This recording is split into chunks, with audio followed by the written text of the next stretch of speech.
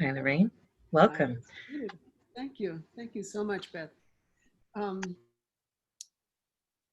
So I want to thank Beth for inviting me to be the moderator or host. And I want to thank everyone who is coming to tell stories, and thank all of the audience who have come to hear the stories and participate as they will at the end when we ask questions. I'm speaking from Oakland, California, land that has been inhabited by the Ohlone people for thousands of years. I would also like to thank the co-sponsors of this event, who are Nafesh and the Bayan Claremont Islamic Graduate School, and the co-sponsors of the series, who are many, too many even to list at this moment. I know that Repair, which is located in what the settlers have called Los Angeles, is the traditional caretakers of the Tongva people, whose name for the area is Tovangar, and we're grateful to them for their caretaking for these many years. We're also grateful to have the opportunity to work for the Tarachatom, who are the indigenous people in this place. We pay our respects to the Honu Kvetam, the ancestors, and the Ahiron, the elders, as well as the Io Hinkem, our relatives and relations, past, present, and emerging. And I apologize and mean no disrespect for my probably mangled pronunciations. Just in terms of the mechanics of things, I will pause briefly in between the storytellers so that people can share a pause and praise in the chat box. And after all the stories, we will, all of us, have an opportunity to pose questions to the storytellers and let them share questions with each other. For the audience, please share your questions in the chat. We will be closing at about 3:55. I'd like to just say a few words about myself and my thoughts. I am myself a survivor of severe sexual trauma in my childhood. And I also retired a few years ago after a 35-year career as a physician. I've been writing as long as I can remember and began practicing art as a sculptor about 20 years ago. When Beth asked me to moderate this storytelling event, which was centered on rage, I began to reflect on anger.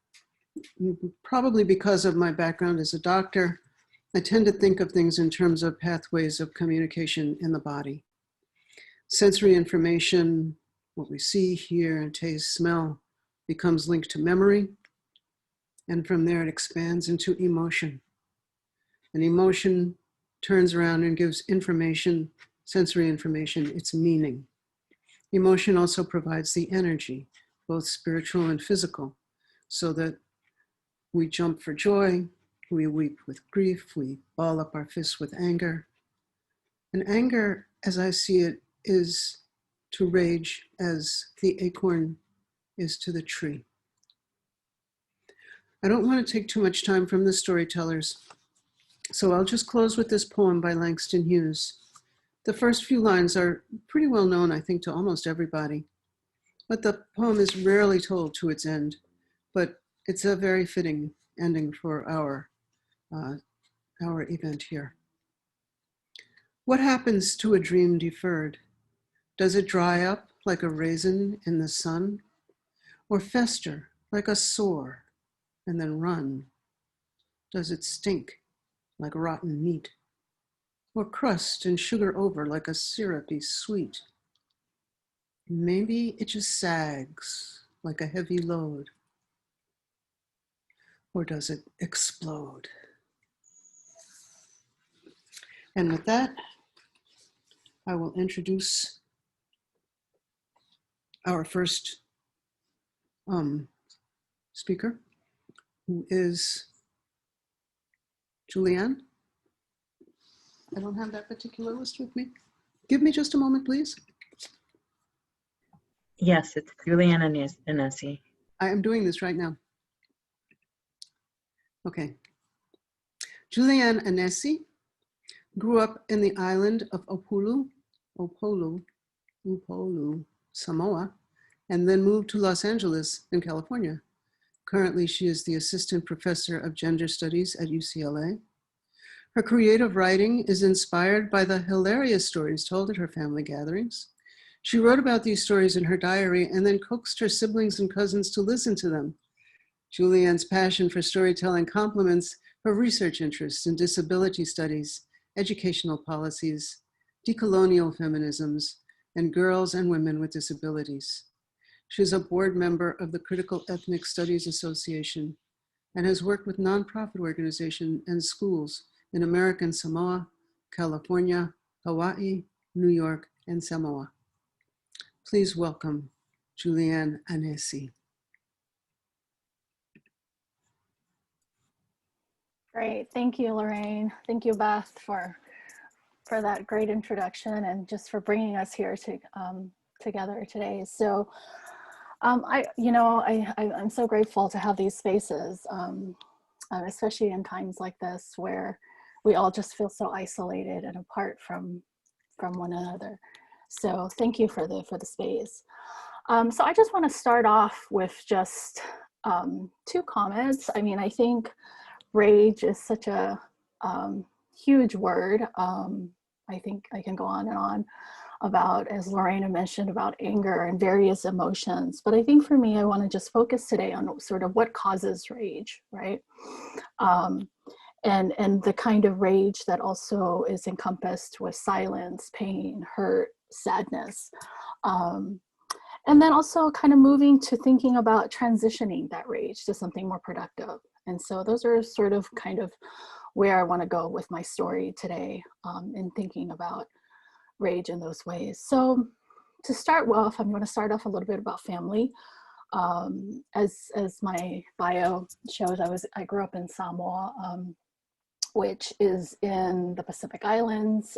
It's an archipelago that was later broken into several islands. So one became a US territory, which is today called American Samoa. And then there's the independent state of Samoa, which is where my family's from, both islands, but where I primarily grew up. So I was raised by grandparents who lived through two colonial administrations, the Germans, the British, and then later New Zealand. And so I think for me, I grew up in that consciousness, right? And within that consciousness of understanding colonial rule, colonial administration, oppression, inequality, I come with that lens. And I've always had that kind of consciousness of lack thereof, right? Or imposed governance, of understanding of people based on sort of white supremacist logics, and also thinking about colonialism as something that doesn't necessarily favor indigenous peoples, and it's always sort of this coupling of capitalism, taking of land, and then also sort of erasing various beings. And so there's a kind of rage, to say the least, that comes with those kinds of understandings of marginality and where I come from. And I think, I think it's so fitting for the time, right? Of thinking about fascism and just the kind of place where we're at today, in really resisting. So part of that rage for me is also about being unafraid to resist these sort of overwhelmingly colonial, patriarchal structures that are at play.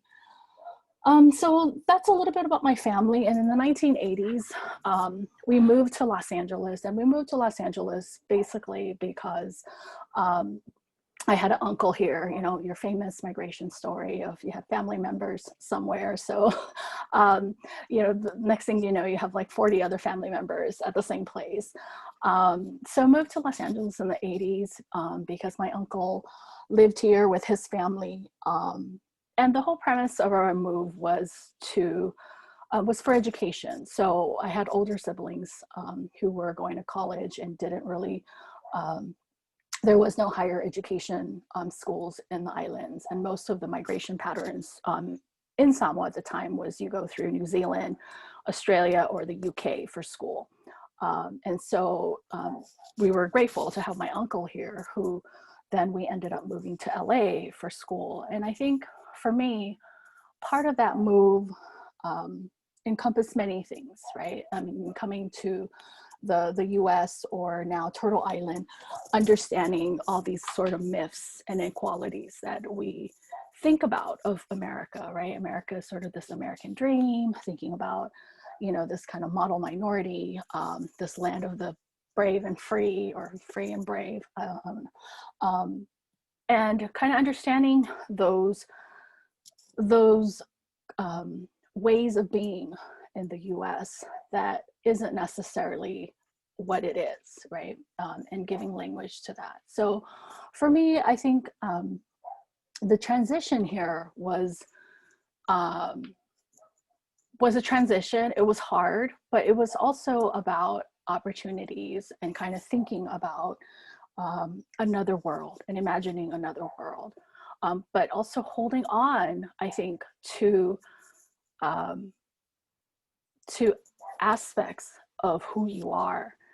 And so I think for me, going to school here was really hard. I think I've had, you know, I'll share 2 incidents of professors who at different times in my undergrad and graduate school have said things to me such as, you know, people like you should be grateful to be in school, which I knew at the time that whatever that meant, the implications of it wasn't necessarily positive, and that there was something definitely wrong with that statement, although I didn't have the language to sort of unpack that, right, and to think about what that means.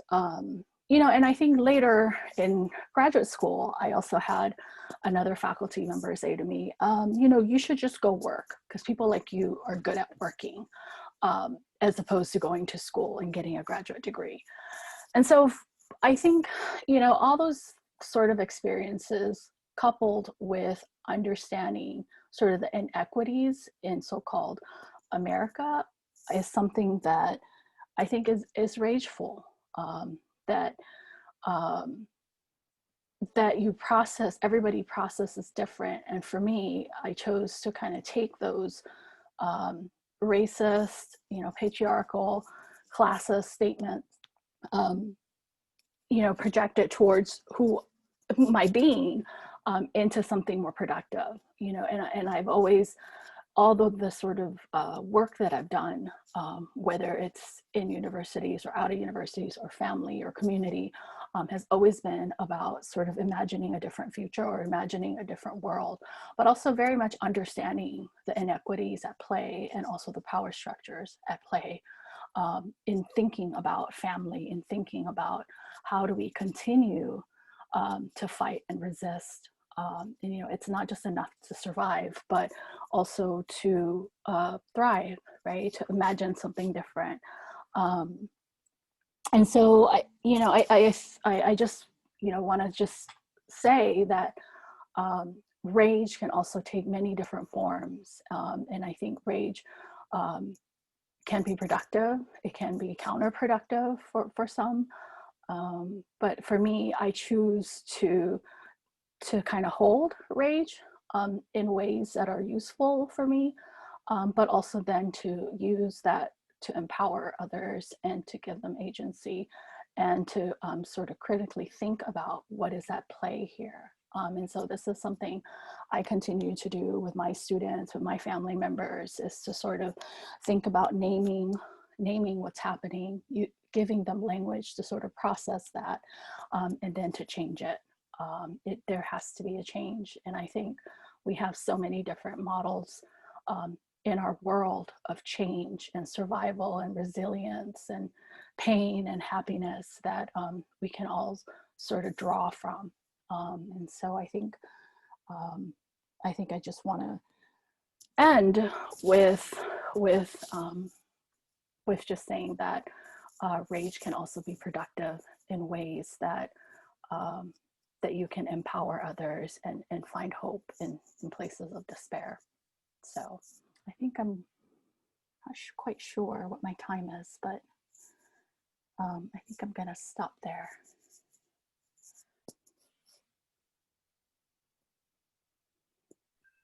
Yes, Juliann. Thank you so much for that. That was very, very thought-provoking. I have several thoughts that came up to me as you spoke. I would like to actually ask Beth to introduce our next speaker, Maryam Nouh, and because of their special relationship. Well, that sounds funny, but I'll thank you, Lorraine, and I'll clarify that special relationship means that I've had the privilege of once some years ago having Maryam as my student, and then as an intern with Repair before she went off to be a really incredible school teacher, and at the time of the LAUSD strike, also an activist in the Los Angeles educational system. So yeah, I'm grateful to have the privilege of introducing Maryam, whom I've known for some years now and really cherish. And I'll share first just the notes that are in Maryam's formal bio and then add a few words in addition. She was born in Los Angeles to an Egyptian immigrant father and an Iranian immigrant mother who met at the Islamic Center of Southern California.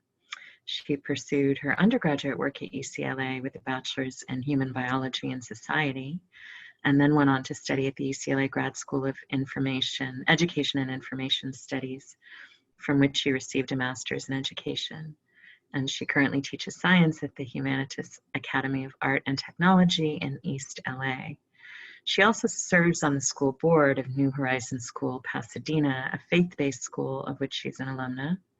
Her teaching philosophy is rooted in social justice, and she works to foster community and critical thinking skills, both inside and outside of the classroom.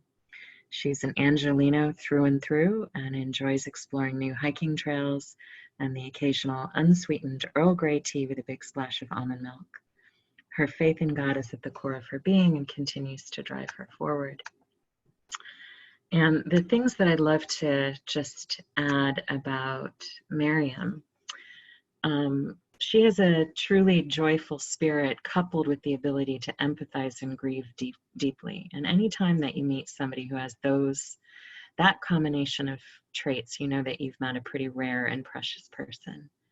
Somebody who is able to grieve, to empathize, to be fully present with the suffering in the world, and yet manages to preserve, nourish, and practice joy without diminishing their grief, to hold those two in balance. That's an extraordinary psychological and spiritual skill. So Maryam's somebody that, while I have been her teacher, I nevertheless have cherished opportunities to learn from.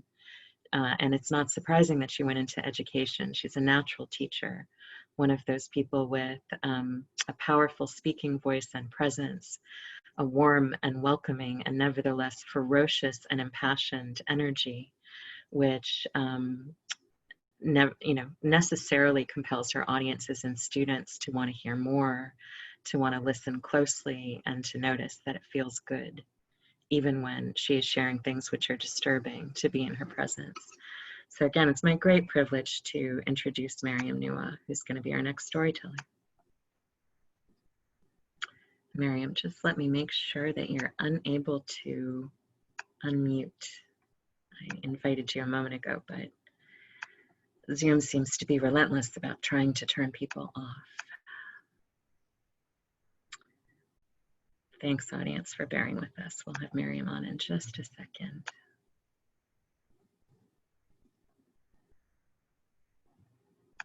Okay, you should be able now. Can you hear me?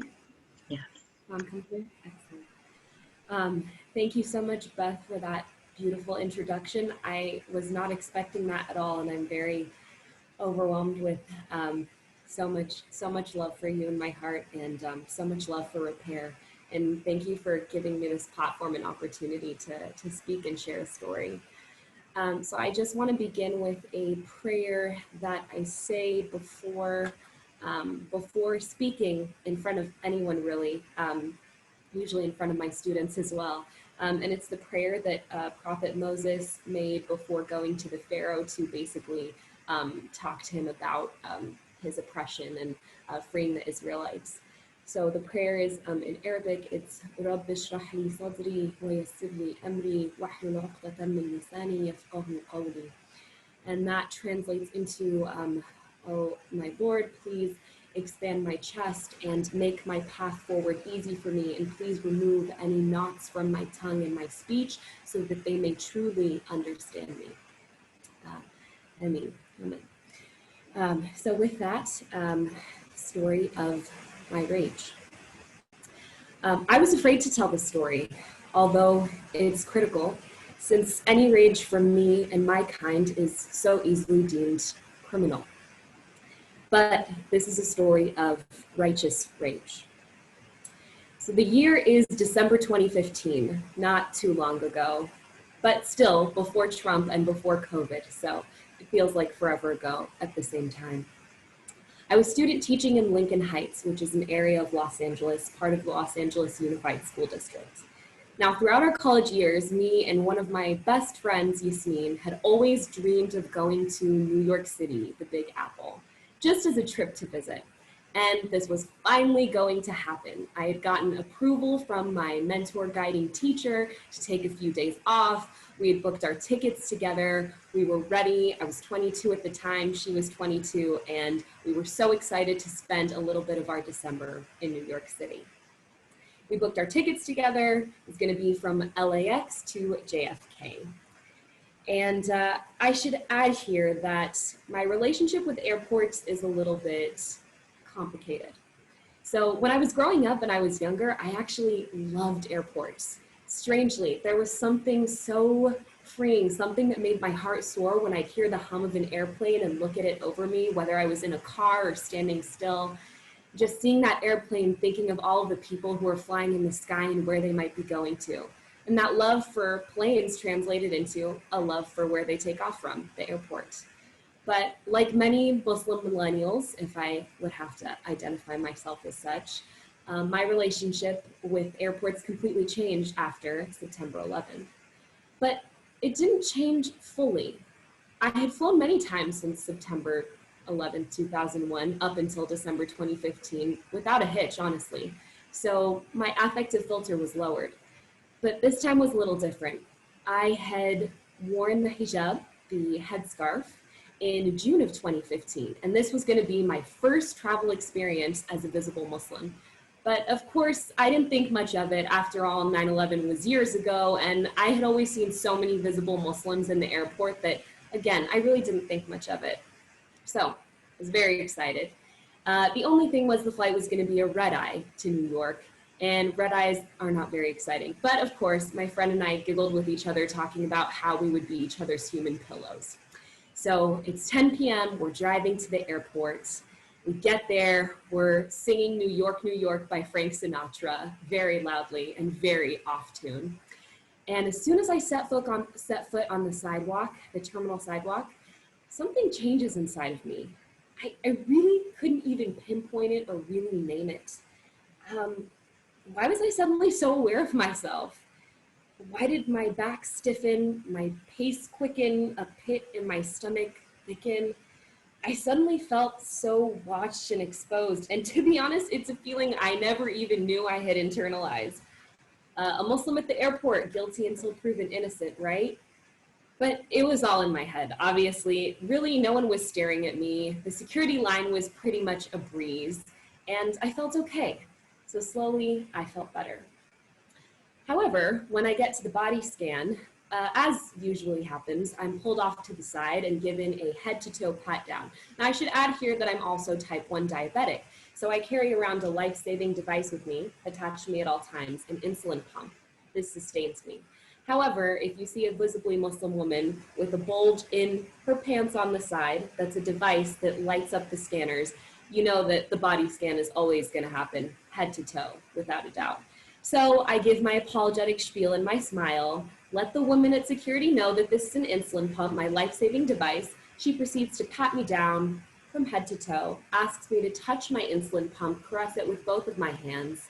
I put out both of my hands. She puts this white, stiff index card looking thing over both of my hands, sticks it into a machine, and I stand there waiting, before she gives me the green light to go ahead. So I move through, and we're finally at the gate. It's about 11:50 p.m. We're really excited to board. I give the ticketing lady my ticket. She scans it. I'm on the plane. Only thing, bummer, we didn't actually have seats next to each other. So while my friend Yasmin is sitting a few rows ahead, I'm over on the other side, a few rows back to the right. But surprisingly, the plane was almost, I would say 1/3 of the way full. So it wasn't a very full flight. So I decided, hey, you know what? I've done this before. I'm just gonna move over and sit next to her. After all, the seats next to her were completely empty. An older couple, seeing what I did, the man who was sitting next to me said, hey, that's a good idea, and decides to go over and sit next to his wife.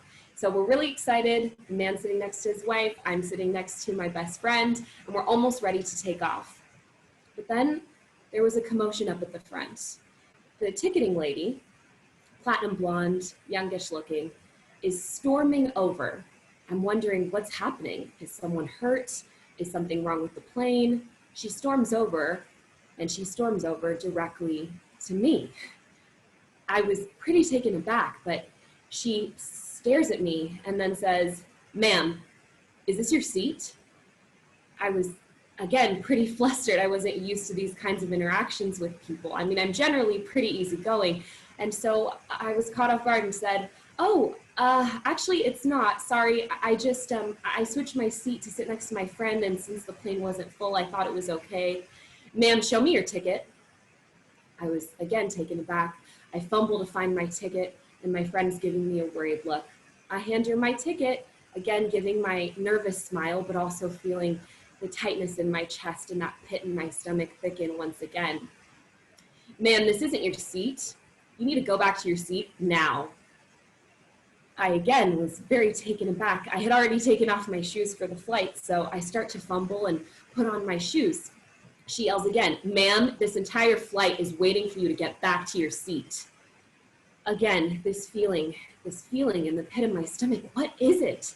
As I'm scrambling to put on my shoes, and my friend says, she's putting her shoes on. Now, at the same time, the ticketing woman goes over to the other gentleman who had switched his seat, and she, in a soft voice, asks him, sir, are you in your seat? He says, no, I actually did what the other young woman did and came here to sit next to my wife. She pauses and says, okay, just wait here one moment, in a soft voice. Again, she stares back at me, staring daggers. I fumble, put on my shoes. I'm sitting in my seat a little bit frozen.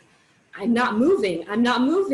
The woman again yells, ma'am, get to your seat now. Everyone on the plane looks at me.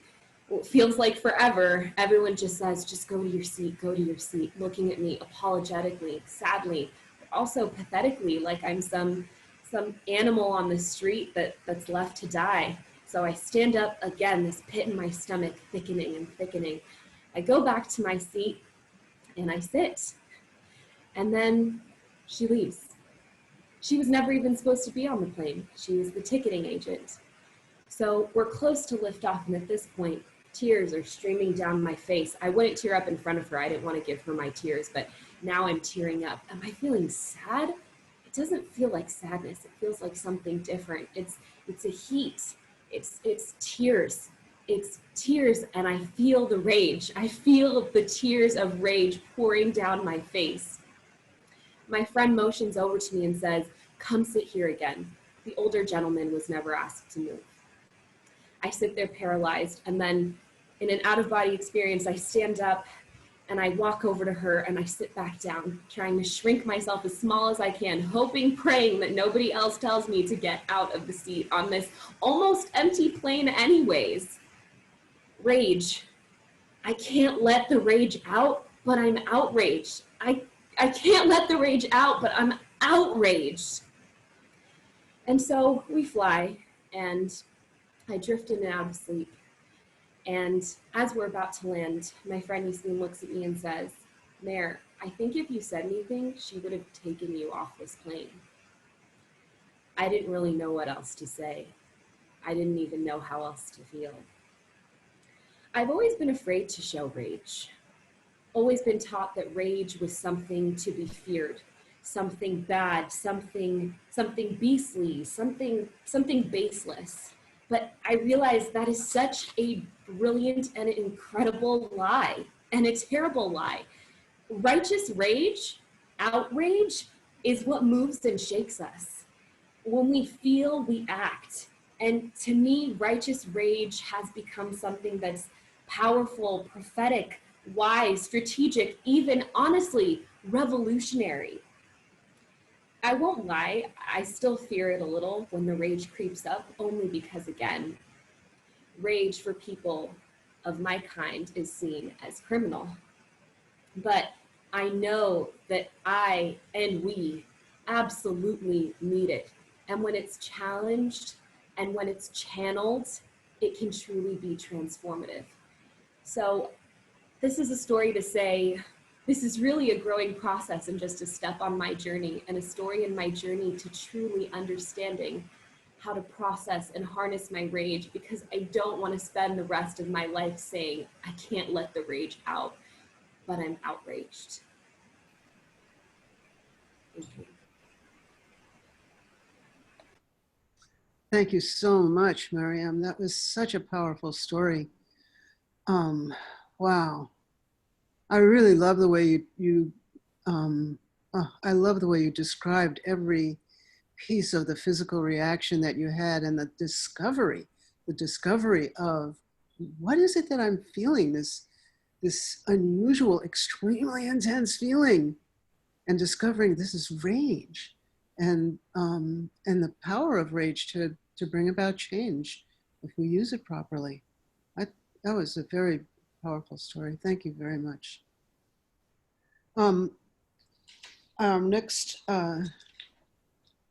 next speaker is Ruth Beaglehall, who is an MA, consultant, trainer, parent educator, public speaker, nonviolent parenting and education in both private and public sector. She was the founder of Echo Parenting and Education, a nonprofit organization dedicated to supporting the parents and teachers to break the cycle of early family violence by learning the philosophy of nonviolent child raising. She has been a preschool parent educator for over 50 years. Ruth is an international trainer, taking the work of nonviolence in raising children to communities in New Zealand, Japan, India, and the Democratic Republic of Congo. She was recognized as the National Association of Social Workers, California Chapter 2018 Public Citizen of the Year Award. Ruth lives in Los Angeles. So welcome, Ruth, and so looking forward to hearing your story. Thank you. Lovely to be here. Thank you, Beth. Thank you, Nefesh, one of the sponsors. Really happy to be at this moment in time and to think about placing rage for me in a framework of activism. I would say that I've spent most of my adult work life immersed in rage, both around in an activist way, but also supporting people with rage, especially towards children and in their roles as parents. So I see rage as a sort of transformative emotion that if we can get underneath it and really see it as unmet needs and multiple feelings, we can, through empathy and compassion, really allow people to honor it and work with it. So I'm going to tell 3 little stories. I'm going to start with my own childhood, where I think I became a preschool teacher and have spent my whole career, many, many years, trying to not only reparent myself, but trying to sort of break the cycles of sort of not good enough parenting and support others to think about that for themselves. I think what I'll talk about for a minute about my own childhood is my complete and utter embarrassment and anger towards my mother. My mother was an American who, sort of a beatniky woman. You know, when we were reading the Communist Manifesto in the early 70s, oh, we read that in the 30s. Are you still reading that? You know, haven't you moved beyond that? She was a very atypical person. And what I remember so clearly that just used to overwhelm me with frustration and anger and rage was that she rolled her stockings. And she claimed that every American woman rolled their stockings. Well, I've been here for I don't know how many years, and I really haven't seen anybody roll their stockings. The other claim to fame about my mother is she told me very clearly that American women didn't wear underwear. She had these absolutely extraordinary ideas. So if you can imagine, a vivid memory I have is going to the meat store, meat counter, butcher, and my mother leaning over the counter, getting us, you know, like this. And there she was with her rolled stockings, and you could see more than you should be able to see because she had no underwear. So living with this woman who just had no bound, well, she didn't really honor that she had teenage children. She wasn't really invested in our humiliating feelings or embarrassment. So I think growing up in a household with so much of this around me that I could never express got turned into, and other things that happened in that family, I turned my rage inward, and for many, many, many, many, many years was a bulimic. And, you know, it had, and I remember when I started to heal from my bulimia, I was, you know, the healer said to me, you know, that kept you alive. It was my bulimia that kept me alive until I was able to really deal with the feelings.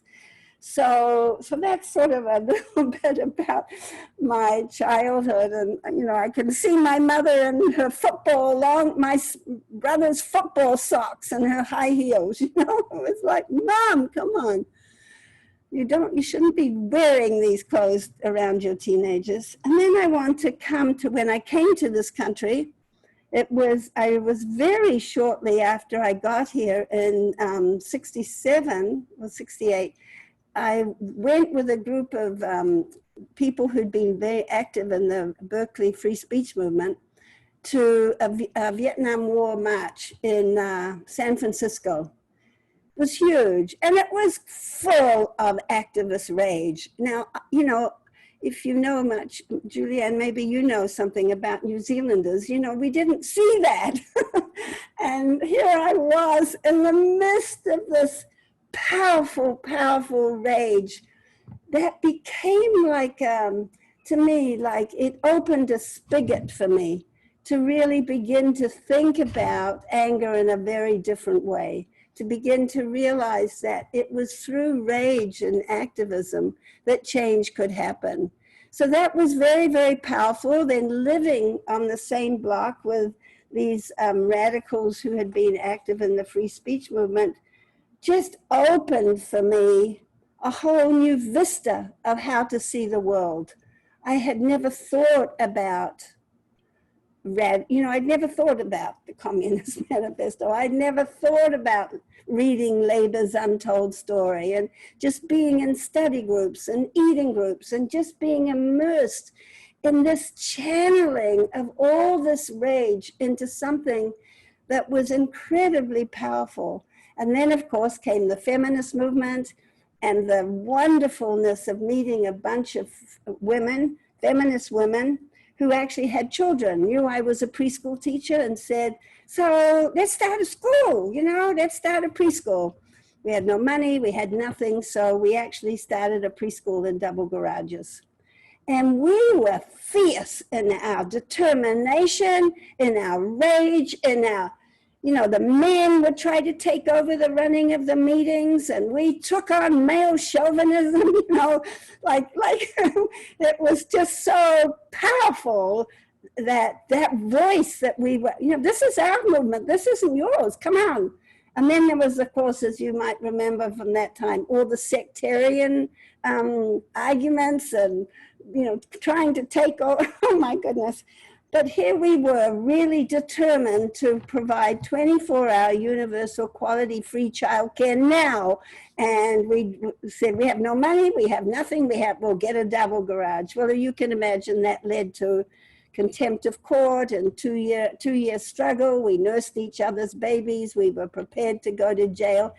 It was so powerful to so passionately love and fight, and to fight through this feeling that of injustice, and nothing was going to stop us.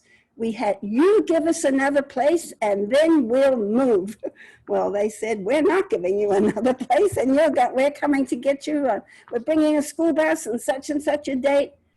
Well, of course, they didn't want to have nursing mothers separated from babies getting on a school bus. So they actually did give us another place. And that story unfolds. But at its heart was this powerful feminist rage, this powerful, you know, the movement around injustice. And then that goes on for many years. And then my third story is when I started a program for teen mothers at an adult school. And my act of resistance on this adult campus, LAUSD adult campus, was to see if I could wear my shorts almost through Thanksgiving. That was my act of defiance around the dress code, you know. It was like, and the principals who were sort of revolving door would just come and, you know, there's a dress code. And I just, you know, okay, great, there's a dress code. It doesn't work for me. So again, it was that, you know, it was my, it's so, you know, I felt so much of my childhood I didn't speak out. And now I was just, it was all out there all the time. And then meeting these young women, these incredible young women, very newly out of gangs, who had these babies, and the best thing they told me, never had a teen mother who didn't tell me that the most powerful, life-changing thing for them was to have their baby. And they would come in so raw with their rage, so on the edge with their rage, telling me, you know, they'd been down to West Hollywood the night before to beat up the gays, you know, these most extraordinary, misplaced rage. And here was I, the container, offering them container. And I have this vivid memory of Lupe walking in one day, you know, I'm gonna F you up, Ruth. And I said, oh, no, just go in there and sit down, you know, and sort of working through this rage. But I see that their rage was so much part of their resilience. They had not been so broken down that they couldn't fight. They were fighting for what was right. And if you remember when Governor Wilson was accusing teen mothers of buying six-packs, you know, I got a bunch of those young women, and we flew to Sacramento, and they wrote letters and took them to the governor that they certainly weren't buying six-packs of beer. So just to finish, you know, this sort of little bit of this narrative of my story, I have found rage the underpinning of so much of my social justice work. And to this day, very much holding balancing and holding with my empathy hands other people's rage that people are so wanting to channel into productive ways of creating change. And I've had fun all these years, and I have to say, you know, I just so believe in activist anger. I just so believe in it, and so believe that that's what we need to give to the next generation. So thank you for listening to me. Oh, thank you so much, Ruth. That was energizing just to hear you speak. And I love this idea that, you know, rage is the underpinning of social justice work. And thank you for your work, and thank you for your story. Thank you. Our next storyteller is Andrea Luquetta-Kern, who is the principal of Luquetta Advocacy and Support, a consultancy exclusively to support nonprofit advocacy organizations, building power to secure economic and political justice for people of color, immigrants, and other historically marginalized communities. Andrea is a community organizer by both personality and training, and she's also an attorney admitted to practice in California. Her current and past clients include statewide and national organizations with transformative goals and strategies, such as achieving economic liberation for people of color in a single generation. What a concept. Economic liberation for people of color in a single generation, expanding access to free legal assistance to all who need it, and closing the gender wealth gap. Andrea has also asked me to share a trigger warning before her story, which I can tell you, her story contains some violent imagery in case anyone would like a trigger warning. So I will put 10 seconds in for anyone who wants to not hear. 10, 9, 8, 7, 6, 5, 4, 3, 2, 1. And here's Andrea. Thank you so much, Andrea. I'm looking forward to hearing your story. Thank you, Lorraine. I miss you. I just have to say, I miss coming over to hug on you. I also just want to acknowledge that I am seeing on the video someone named Kate Eloise, who is sitting there so serene with their baby. And I love it. And I am in my car because I have a 2.5-year-old inside who would otherwise be on me like that. And this is a story that that I've never shared before quite like this. And I do want to reiterate that I have some pretty graphic, violent imagery. So I'll begin. I was in this toxic relationship once. You know the cycle. Connection, cuddles, uneventful days, bickering, resentment, screaming and crying, breaking apart, coming back, talking, processing, new ideas, new promises. I'll do this better. I'll help you do this better. With each pass, I was quicker to leave, eliciting bigger and bigger promises. We went to Mexico. She refused to eat food cooked anywhere but the kitchen of the gaudy, Americanized resort. She balked rudely at the cost of everything, no matter how low. She bought vials of steroids that she wanted me, a formerly undocumented person who still only had a green card, to smuggle in my deodorant back to the US. After a bitter fight, we're on the bus heading back to the airport. And she made this half-hearted, self-deprecating joke meant to get my reassurance, I guess. I caught a visceral flash of me driving the thick, flat end of a glass Coke bottle through the bridge of her nose, wedging it into wet, splintered bone of her skull. I immediately felt lighter, if not actually satisfied.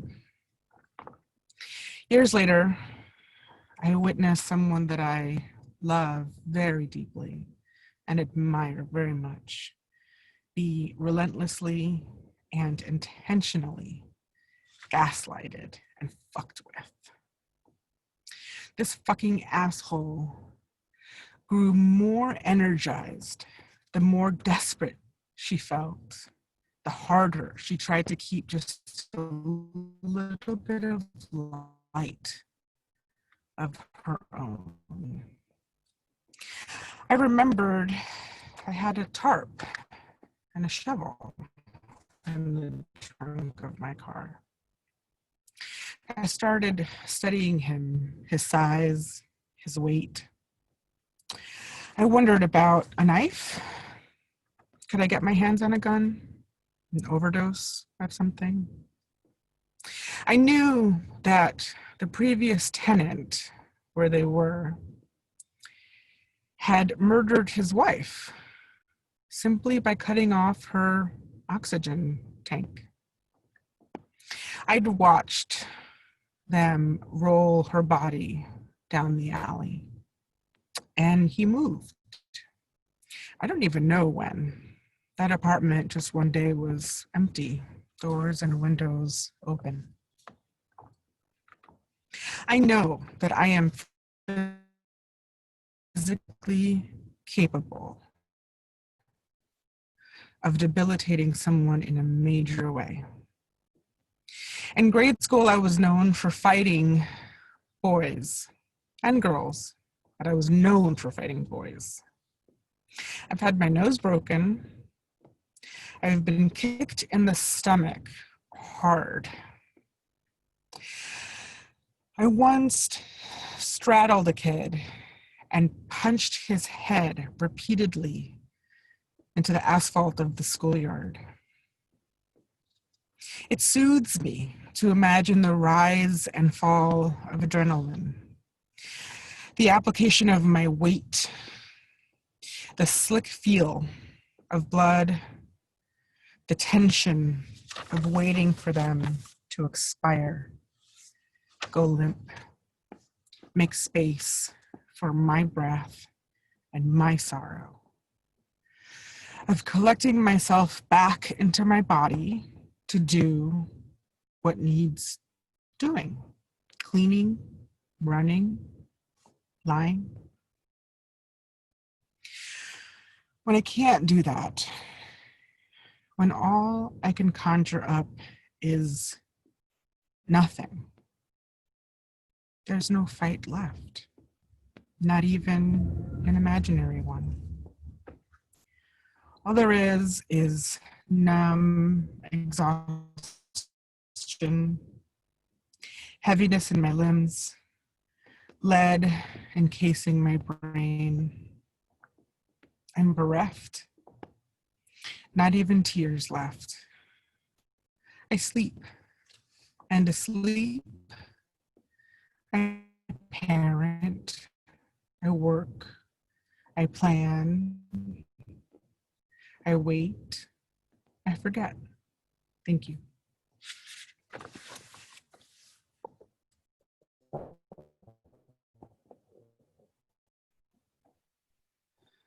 Wow, that was very powerful. Thank you very much, Andrea. How courageous of you. And yeah, that was very courageous to show that side of yourself. Our next storyteller is Jihad, and Jihad Turk. Jihad Turk is the founding president of Bayan Islamic Graduate School, one of our sponsors, the nation's first Muslim graduate school to offer accredited master's degrees in the fields of Islamic studies, education, chaplaincy, and leadership. Jihad previously served as the Imam, Director of Religious Affairs at the Islamic Center for Southern California, LA's oldest and largest mosque. He is a sought-after national speaker on issues related to Islam, Muslims in America, Muslim reform movements, ethical leadership, and spiritual and identity formation of youth. Additionally, Jihad has committed himself to building bridges across faith communities to collaboratively address issues of homelessness and poverty. Having been born to a Muslim Palestinian father and a Christian American mother in Phoenix, Arizona, Jihad spent his college years traveling the Muslim world and exploring his roots and the Islamic tradition. He spent time in both the Islamic University of Medina, where he studied Arabic and Islamic studies, and in Iran, where he studied Farsi at the University of Tehran and in Qum. He completed his undergraduate study at the University of California, Berkeley, where he received his BA degree in history and Arabic. Jihad completed his master's degree at the University of Texas, Austin, in Arabic and Islamic law and jurisprudence. In 1999, Jihad came to the University of California, Los Angeles, to pursue his PhD in Islamic studies, where he also taught as adjunct faculty for many years. Jihad has been consulted by the White House and has traveled around the world, including Indonesia, Morocco, Qatar, and France, for the US State Department to speak to Muslim communities abroad and to represent the American Muslim community. Jihad is a member of USINDO, an NGO that aims to strengthen ties between US and Indonesia. Jihad has been profiled on the front page of the Los Angeles Times, regularly appears on NPR and other news outlets, and has appeared numerous times on the History Channel, and was featured in a documentary produced by the Annenberg Foundation's www.explore.org about the Abrahamic faiths, entitled Traveling with Jihad. Jihad has received awards for his religious leadership by Congresswoman Jane Harman, the Valley Interfaith Council, and the South Coast Interfaith Council, and has been acknowledged as a local hero in 2008 by the World Festival of Sacred Music, and was most recently recognized as one of the 500 most influential people in Los Angeles by the LA Business Journal. We are looking forward, Jihad, to your story. Thank you so much for being with us. Thank you so much, Lorraine. You were supposed to edit that down to just a paragraph or two. I think that concludes our time then. Yeah, with a name like Jihad, you have to have a little bit of a sense of humor. You know, I'm an American kid from Arizona. My mother's from Ponca City, Oklahoma, Caucasian American Methodist. And my father is an immigrant from Jerusalem, as you indicated in the bio. So I like to say that my mom's from the Midwest and my dad's from the Mideast. But growing up in Phoenix with a name like Jihad in the 70s was unusual. And, you know, but the word Jihad was not known in the public imagination. And so people just thought it was an exotic Mexican name, maybe like Jihad, Oaxacan or something. And so, you know, I grew up as a well-adjusted, you know, kid who always played sports and whatnot. And I remember when I was playing AYSO soccer, my teammates called me Jay for short, and my father, who named me, you know, he named the two boys, we were two boys growing up, and we had 3 sisters. My mom named the girls. So, you know, when they came out with the roster and it said, J Turk, spelled Jay Turk, I brought home the roster of players, and he looked disappointed, and he crossed out the word J, or the name J, and wrote in Jihad, and then went to the soccer game on the weekend and brought with him some dittos or copies, and proceeded to pass it out on the sidelines. And I was embarrassed. I was like, Dad, what are you doing? You're making me, this is awkward. He said, no, your name has a good meaning. It means the struggle to do the right thing. He said, it might be, unusual or, unfamiliar to people, but it's worth that extra effort. So I've always gone by Jihad ever since then. And, it was, I was told when I was a little kid that even though my mom's Christian, that, here I am, I'm a Palestinian American Muslim. And so, and my father, who was, like I said, he was 17, he came to the United States, sponsored by a local businessman in the city of Merced, California. He was a member of the city council as well. And when he arrived, the local newspaper wrote an article entitled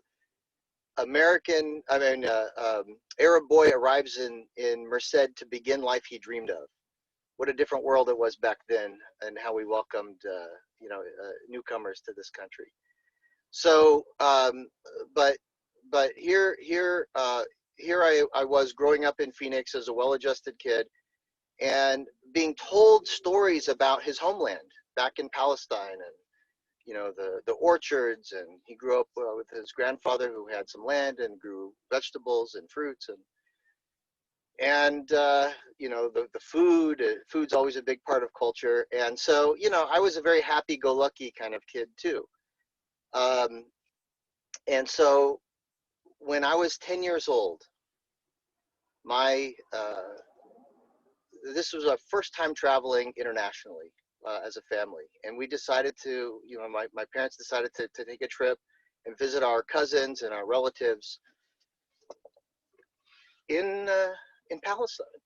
And I didn't know the shape of the world. I didn't know anything beyond my block at the age of 10. I was just into soccer and school and mowing our neighbors' yards. I had a little startup business, but I didn't understand the world at that time. And so when we arrived in the region, we went to Jordan first, which is adjacent to Palestine.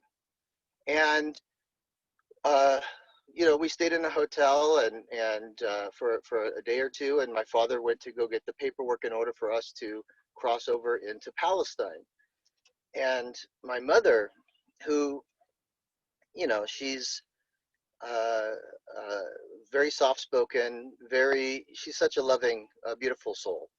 So she knows what's about to happen. So she huddles us together. I might get a little emotional here. She huddles us together and she says, I have some news to tell you. Your father would be upset if I told you this, but his homeland is no more. It's not called Palestine anymore. It's been taken over. It's now called Israel, and Palestinians are living in occupied territories by the Israeli military. So, it was kind of devastating. It was a gut punch, because all I knew was Palestine, Palestine, Palestine. I'd never heard the word Israel before in my life. So it was something that kind of stripped me of my identity. What does that even mean? So I didn't quite wrap my mind around it until we had gotten to the border. And here we crossed over the Allenby Bridge, and it's where we encountered the occupation, the occupation forces from Israel who do the border checks. And so, I had been told I have 100 cousins. I mean, I have one uncle. My dad is one of 12 children, and his older brother has 17 kids. And so, large family, and I'm looking forward to meeting them. We had gone to Costco, and I had purchased a box of Almond Joy, and I was gonna share that with my cousins as a gift when I met with them. And we get to the border, and my first encounter with the soldier, he takes the box, and he says, "What is this?" And I told him, and he says, "Not allowed." And then he takes it. He takes one out. He dumps the rest into the garbage, and then he eats one, and then he tosses me a coin. And I was, you know, unprepared for that. That was my first encounter. So we go on into the West Bank, and my father is from the city of Hebron, the city where Abraham, the prophet, the patriarch of monotheism, is buried. And there's a mosque there that's built near his gravesite. And so we go there and we stay there for 3 months, and it's still they're still in school, still in session at that time. And this is before the Intifada. This is 1981, before the two-state solution, before Palestine or Palestinians are dealt with, before, like I said, before the Intifada and the uprising. This was just straight up occupation. There was a war in 48 that established Israel, and then in 67, a war in which the West Bank, including Hebron, was taken over, and the 4 million people living there are living under military occupation. But, you know, what does military occupation mean? I didn't even know until I saw it with my own eyes. 10 years old. We had rented a home that was on a hill, and it had a beautiful view of some grapevines or grape, vineyards, and we can also see the road. And we were waiting for, you know, the school-age children to get out so we could visit our cousins, and so we could see from the balcony the school kids starting to come home from school with their books. Kids my age, walking home. Up pulls an Israeli military jeep. 6 soldiers get out. They take a group of 8 or 10 kids, line them up along the side of the street, and you can see them looking at the IDs and whatnot. And that's when it began. The brutalization. Not just knocking their books on the ground and kicking them, but beating them with their batons in their fists, in their head, in their stomach. I was not prepared for that. I didn't know what to do with that. I didn't know what to do with that anger, that rage. It was something I witnessed daily while I was there. A brutal occupation. And as later was a policy to break the bones of those who would raise their voice in protest. My cousins, I visited them in prison in later years, and they described the torture that they faced in prison for no crime other than to object to being occupied militarily and brutalized and mistreated. My uncles, my cousins, all of them had served in prison for political reasons. It was a coming of age for me at the age of 10. And it took me, I would say, the next 15 years to process that anger and that rage in a way that was productive. I began my spiritual journey that led me into a deeper connection with God through the pathway of Islam, that helped me to not fall into the trap of hating Jews in general because of the injustices that I saw in Israel, to make sure that I myself never adorned myself with the brutality that I saw witnessed, to never justify any for myself any behavior. You know, people always say you have to fight fire with fire, but when I read my scripture, it says evil and good are not the same. Repel evil with what is better, until the one who is like your worst enemy becomes like your closest friend.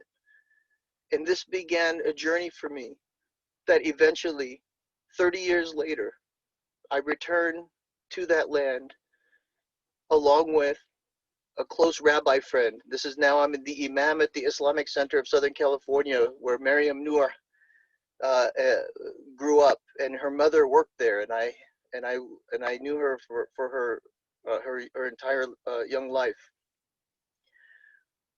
Leading that community I was now able to return with a rabbi and a pastor and a priest, a Catholic priest, to that land, but on a spiritual journey, and on a journey that represented the hope of humanity.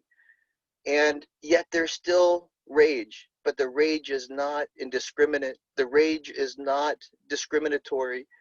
It is a rage that is a righteous indignation, a rage that is directed not against an individual, but against a practice, a policy, an injustice.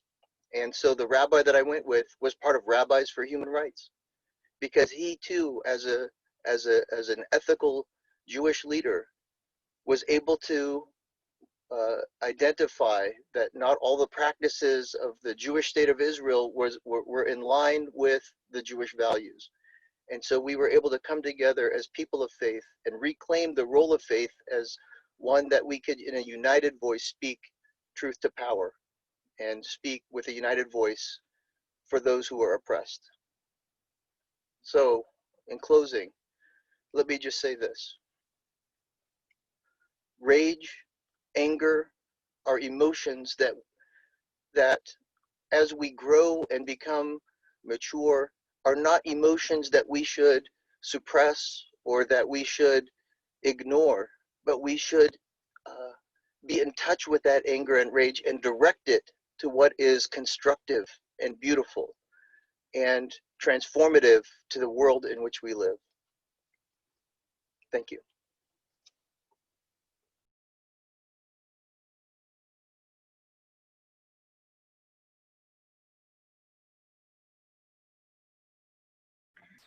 Hang on, Lorraine. Let me make sure you can unmute.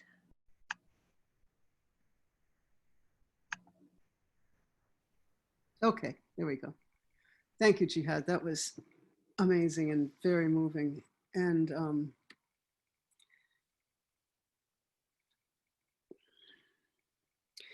so at this time, it's just taking me a minute to kind of get back down here.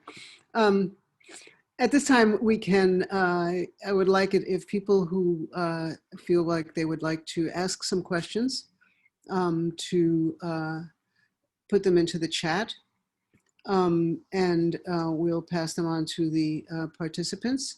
And if any of the storytellers would like to ask questions of one another, this is a good time to do it. I think Beth will be unmuting all of us. I would just like to say that this has been just an extraordinary experience. And I feel very honored to be able to hear these powerful stories. And I think I get the sense, there are a number of things I kind of jotted down as we went along. For one thing, I think that although this is entitled rage, and that is sort of the very prominent emotion that was being expressed, this is a complex feeling. It's much more than just rage. I mean, it's rage and sadness and grief and confusion and lots of different other feelings, embarrassment. And that kind of reminds us of what complex beings we are and how it's important to untangle these things, and it's also important to recognize the holistic nature of all of them, which we have, in this particular Zoom event, have bundled together as rage. I think that each of our speakers has used the expression of how transformative this particular emotion can be, how it is the underpinning and driving force for many of us in our social justice work and artwork and personal transformation. So I'm looking to see if there are any questions from the audience. There's some very, very deep expressions of feeling about the stories and gratitude to the Storytellers have any thoughts or questions they would like to express to one another?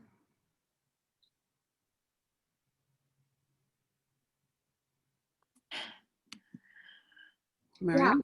Yeah.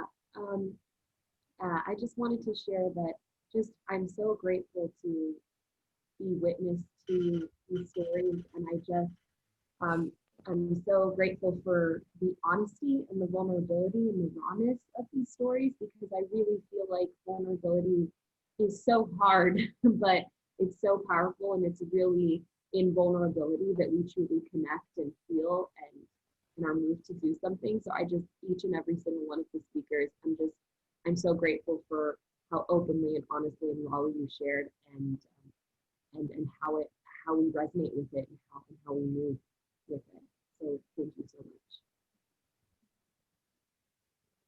much. There's a question here from Beth Rebay to everyone, to anyone who would like to answer. Has your rage sometimes felt protective? Has it helped you take care of yourself? Yes, Ruth. You have to unmute. Yeah, all those years, 16 years, can you hear me? Yeah, 16 Thank you. With the teen parents, I always considered that my own self-care was really important. So I would, I had little kids, so I would make sure that I took a swim and everything before I came home. I didn't really realize what self-care meant. I had this notion that was self-care. But it was after 16 years, and then there was a terrible event that I got up in the middle of the night to go to this teen's house, and it was just ghastly. I realized that I was done. I realized that I had just carried the burden in my guts, in my guts and my body. I thought I was releasing it, but I hadn't. And so I had to end my time there. So I guess what I would say is that I've learned how much more complicated that is, that we can't just reduce self-care to exercise, or even for me, mindfulness. It's something profound to really let go and have our own sort of really let go and really release energy. And I think I'm still learning how to do that. Yes. I'll jump in here on this if I can. I think for me, the feelings of rage that I shared are very much protective. That's when I've reached that point, when I have those images. I mean, okay, look, there's two ways that this plays out for me. One is I had this boss that I just, she was out to get me. Like, she was unabashedly, completely transparently undermining me, making fun of me. I mean, it was just so hostile. And I used to imagine, like, God, I just wish, and why can't she just be mutilated in her face, right? And that's this like valve of like vent. But when I have had those times where I am just seething and imagining physical bodily harm with my hands, with my arms, really imagining it in my body.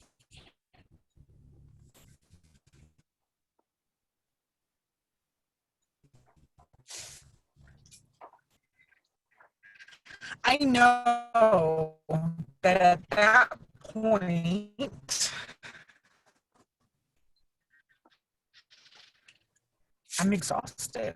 I've exhausted my rationality. I've exhausted my reason. I've exhausted the right way to do things. You know, I recently, my wife and I sued Kaiser Hospital in Oakland for causing me to almost die in childbirth. Yeah. And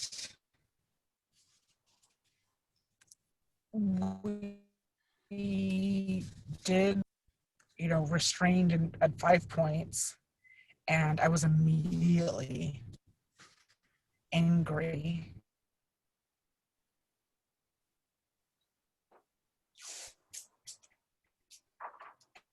And the moment I calmed down, I texted my lawyer and said,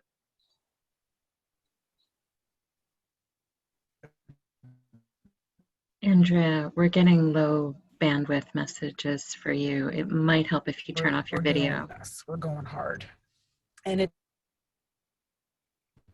took, you know, Lucia's 2.5. So it took that long to work. I am a lawyer too, so my lawyer was kind enough to like workshop with just driven. And oh, okay. Yeah, I mean, basically, we got the decision back, and it was short, and it ended. It basically said that you know, Kaiser didn't owe us anything. You know, it was just a tragic thing that I bled out so much and had to lose my uterus. And for weeks after, all I felt was rage, just rage, and I sort of, I mean, it makes me uncomfortable, but I also welcome it because it means to me that I am still alive. It reminds me that I am still alive and I still have anger and I'm still seeking for a way to respond and react after I've exhausted everything else. So it's sort of, you know, like I said in my story, it's sort of the after part when I'm no longer even capable of conjuring that up. That's when I get scared. But the thinking about the rage is scary, but it at least gives.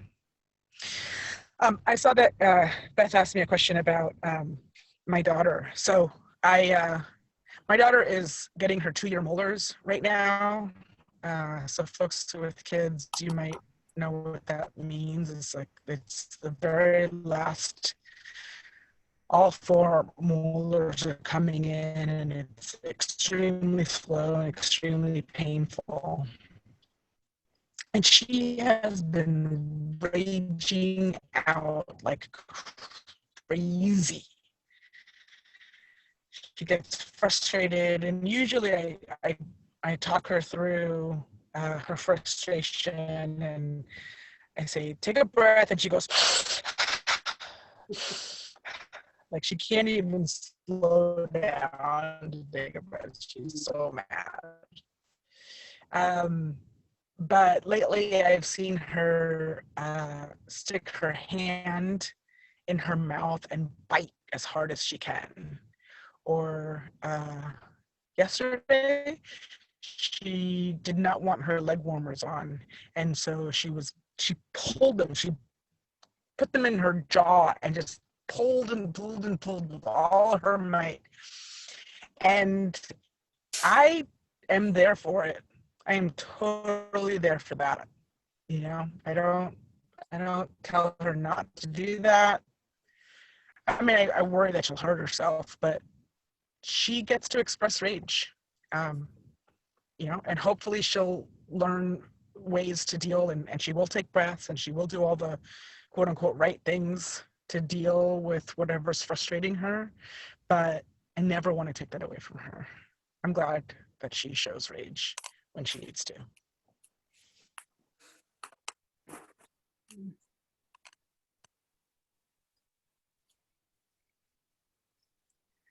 Wow, thank you. I was wondering about that also, how how do we transmit this information that we have about rage to the next generation? And it goes along with a question that I have that is a little bit also a question from Beth about what happens to rage, the feelings of rage, the expression, in a culture like ours, in which anger, particularly anger in women, and then of course anger in any marginalized person, Muslim persons, certainly the angry Black woman, anger among people of various, whatever category of people of color you might be. How do we deal with these negative messages that we get about anger and rage, and maintain in ourselves and in our expression the important functionality of rage?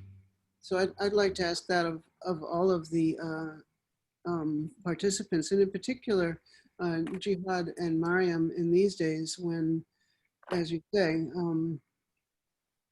it's dangerous to be perceived as an angry Muslim.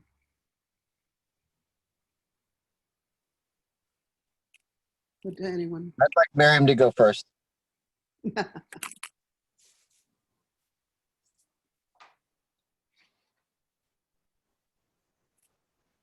There's no sound.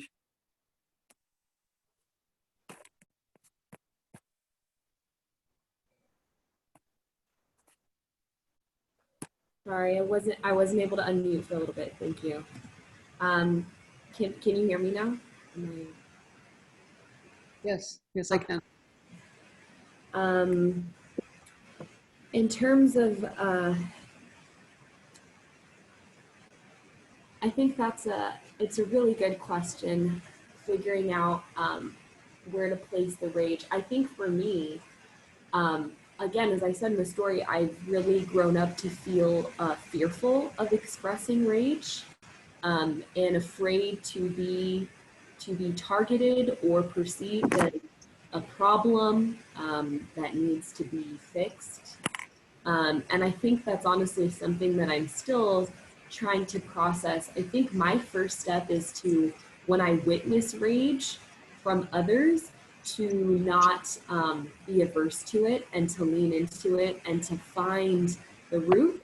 I think becoming like a listener and like bearing witness to rage in a more productive way, as opposed to just kind of shutting it out like I used to do, is my first step. And then moving from there, I think honestly, really focusing on like who and what I fear, and knowing that if my fear is not of people or what harm can be done if I express my rage, my righteous rage, right? Like for me, it's if I just fear God alone, then I can express that without fear. But I think for me, it's always coupled with the fear of expressing rage. And again, I'm not being particularly articulate right now, mainly because I'm processing this myself as I'm saying it. But yeah, that's kind of where I'm at with it right now.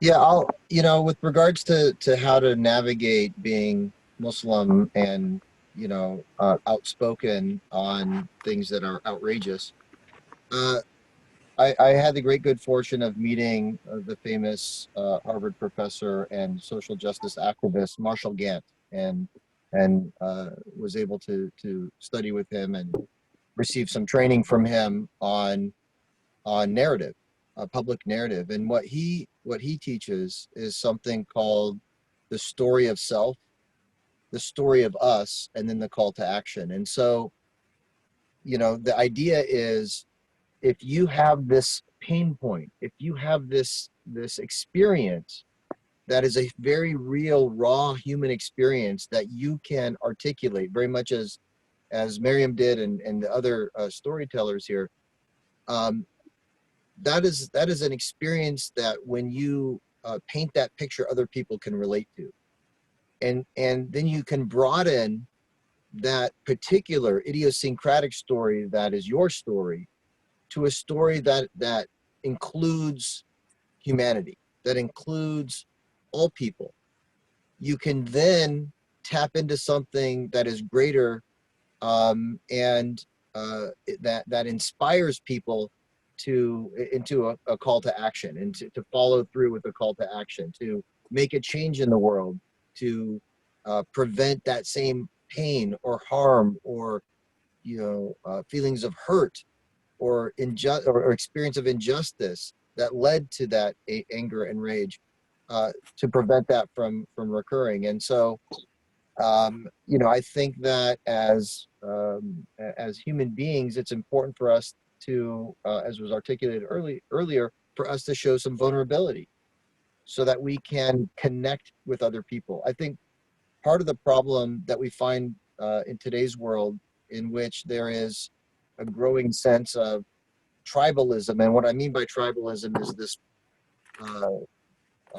this notion of who the in-group is and who the out-group is. And the in-group is sometimes ultra-nationalists who view the world in an exclusive way, whether it's by race or religion, and their worldview is very much a zero-sum game of pitting one group against the other, and the only way for your group, your in-group, your tribe to thrive is by taking away from some other tribe or seeing some other tribe as a threat. And I think that, if we're going to not only survive as a species on this planet, but thrive and come together to solve the environmental challenge and, the challenges of warfare and dispossession and migration and scarcity of resource, we're going to have to transcend that narrow thinking, that tribal thinking, in which sometimes religion is justified as, the basis of belonging or not. We have to find the universal, even in our particular practice, without shying away from what makes us distinctive and unique as communities of faith, or as different racial and ethnic groups, etc. We still need to find that universal human core that we can connect. We can, based on that, connect with other people and work collectively towards that future that we want for our children, all of us. Yeah, I think just to add to Jihad's point, I think when you said there's generational rage and generational anger, I also think that's very real.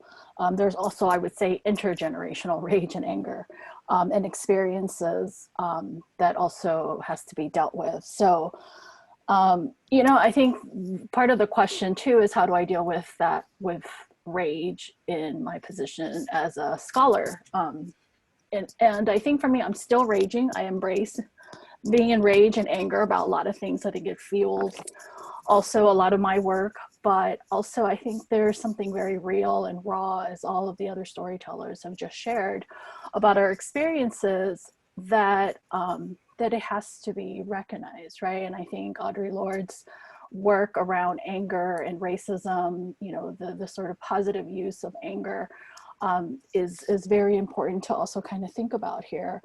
But I think for me, I think it takes time. I think Samia's question that was in the chat about acting with rage and being in rage is also really important. I think, over time that has also grown, right? You learn to kind of cope and grow with that. For me, the anger part and the rage part was always sort of about lashing out and then kind of regrouping later about what just happened. And I think over time, you learn, right? You learn. And for me, it's also about learning about power relations, right? So if you are in a position of leadership and power and a position where you can make some changes, by all means, like that's what you should do, right? Is to kind of use those positions or to position yourselves in ways that you can make collective change or collective, policies, whatever it is that that is happening that will benefit many more people. And I just want to echo, everyone's point here that, I think it's not just about our differences. I think our differences can also be a connection to making change.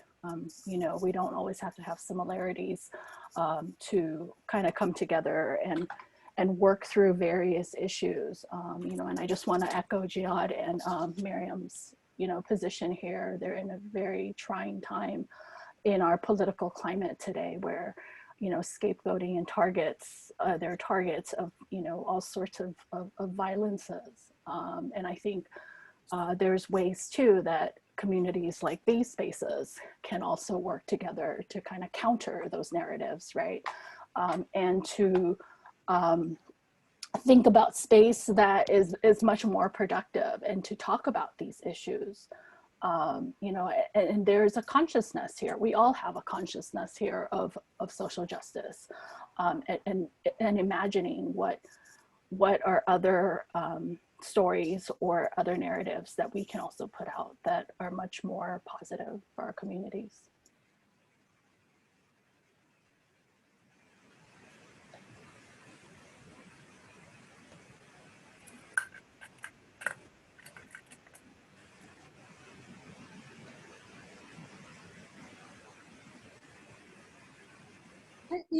I have this feeling that I've had for a long time that has to do with the Black experience in the US that has gone on now, as we know, for 400 years. And there's a certain intractability, and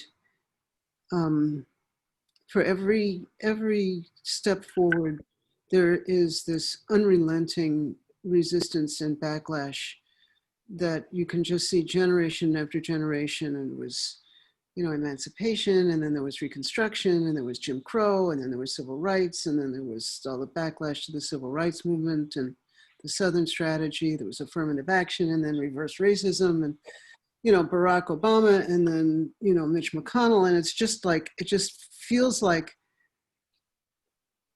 I'm so grateful to the young generations, because to the extent that they know that history, they nevertheless continue to pursue efforts to gain freedom.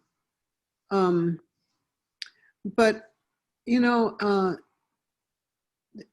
telling stories has been something that Black people in this country have been doing for forever.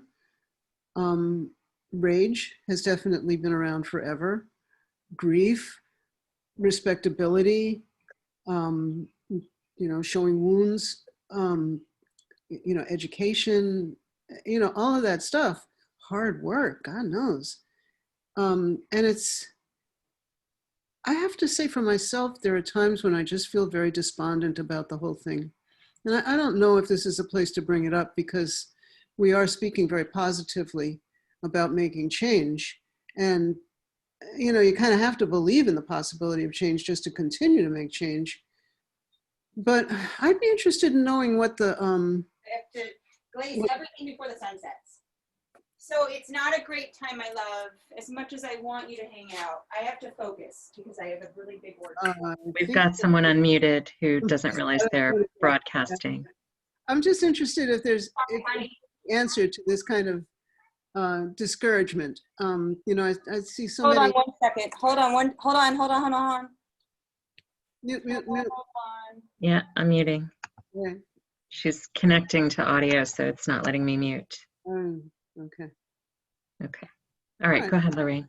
Well, anyways, I don't know that there's even a question out of this. It's just, it's just discouraging at times. And I agree with the need for these intense feelings to power through. And then the backlash just seems to get more and more intense with each cycle. I have some thoughts on that, because the Palestinian, speaking of intractable, I mean, there's I think a nexus between the kind of hopelessness that one might feel from the intractability of a conflict like, the Middle East conflict, Palestine-Israeli conflict, and racism in the United States. And there's actually a lot of solidarity between the Black Lives Matter and Palestinian, voices for social justice in that region. But, in terms of just personally how I process that, or overcoming that sense of being paralyzed because you feel like what difference is there am I ultimately gonna be able to make, given how large everything is looming and how slow things move in the right direction. And I have to say, for me personally, it's a part of my spiritual practice. Ultimately, it's a framing. For me, I don't have or my motivation is not based on whether or not ultimately I'm able to make a difference and change things for the better, because in my moral framework, really what I'm trying to do is do my best.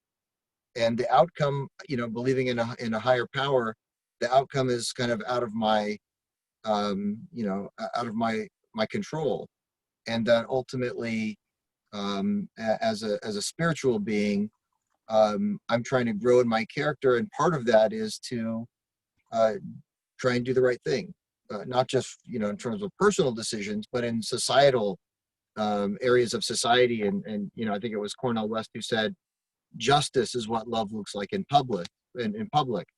And so expressing that public love through establishing or trying to help establish policies that are just here in the United States and around the world. And so, yeah, I think for me, it's inevitable. If you just look at the grand scheme of things, you're going to feel so insignificant that it can become paralyzing. But ultimately, if you just put things in perspective, and if you are in it to try and do the right thing regardless of the outcome, then it helps me plow through what seems to be an intractable circumstance.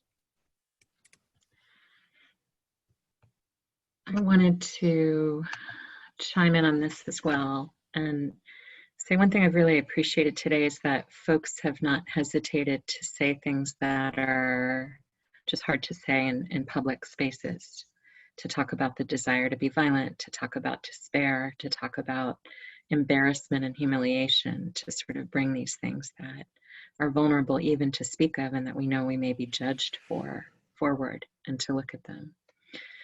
And I think that's really powerful. Lorraine, I wanted to affirm, yeah, this is definitely a good space to talk about despair. And I think despair and rage can be closely related.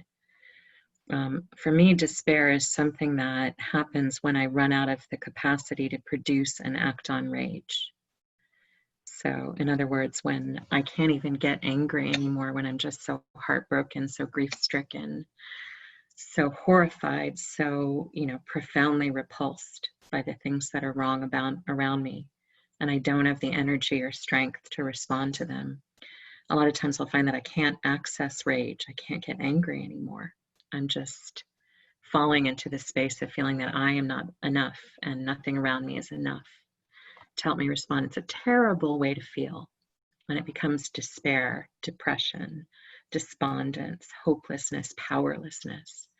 There are different studies that tell us that feeling powerless is one of the most unbearable things for human beings. Even more than at least some other forms of being really hurt.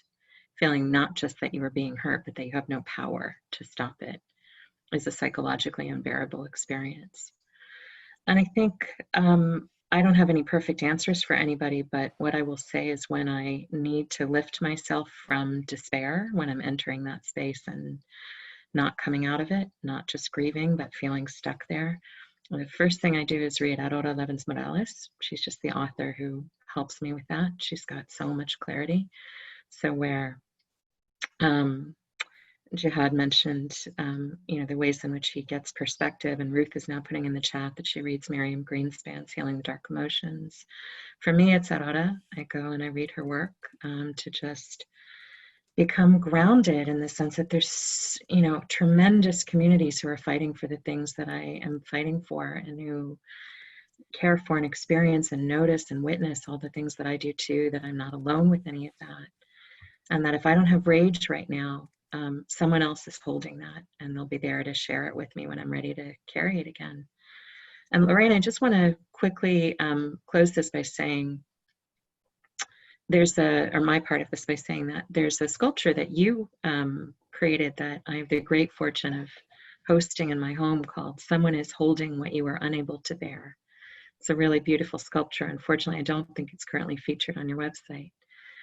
But if you have a photo, I'll be sure to share it with the participants afterwards. And it really captures that, the trauma and destruction that are around us are greater than any of us have the capacity to process or handle fully in any given moment. And if we're going to be anything other than crushed by that, then it's going to have to be through connection, which is very difficult and perilous for traumatized people. So, all of that creates a lot of opportunities and need for rage. And the question is just, how do we sustain it? And how do we make sure that we process it in ways that are not destructive and that don't just cause more injury? So that's all for me. I'm going to feed it back to you and the storytellers. Can I jump in here for a second? So one thing that I have learned is that when I'm in those moments of just despair, as you put it so achingly, accurately, Beth, I think one thing that I've learned when I'm in that space is to be okay with a lack of doing. Like, I can lay down, I can lay down. I can just cry and feel sorrow and nurse my wounds. And I don't have to be in action. And there's nothing so urgent that I can't just fall apart. Like, I have to be able to fall apart. And one thing that I have really come to appreciate, especially now that we're physically distanced from each other, and there's all this, my family, we're extremely on the conservative side of risk. So there's just a lot of hypervigilance and barriers to put up to just manage all of that. I'm not going to say like being in community with my friends, because I'm not, like, I'm a hermit. I don't reach out. I don't really like call or text or get in touch with people. But when I do, I'm trying to get better at it. I'm always trying to get better at it. But, it's just like, I don't really ask for help. Like, it's just, that's not a skill set that I have. But I can text a group of people and say, can we just take a breath? Like, can I just know that you're breathing while I'm breathing? And so then we breathe at the same time, and not even on the phone. Or I'll check Twitter and see what my amazing advocates of color, especially the Black women, like, just, how they're just like holding it and pushing, and then I see them drop out and other people step in. Like, it's just, I just have in my vista that I know that there are people who are breathing at the same time as I am, who are hurting at the same time as I am, who are stepping up when they can and stepping back when they need to. And that is enough. Like, that just is enough to like give me time to recover, and then I can be in action again. But I think that, feeling bad that you're not doing it right or channeling it into action, or, being creative with your rage, like rage, I think you're lucky if you can channel rage, and not let it consume you. But sometimes it does. Sometimes it consumes me. And I come out the other side. I've learned over time. I always come out the other side.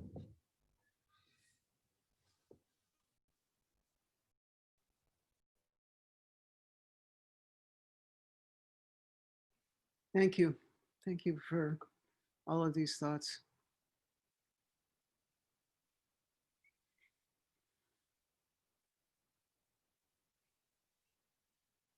You know, it is just about 3:55, and I think that's when Beth was anticipating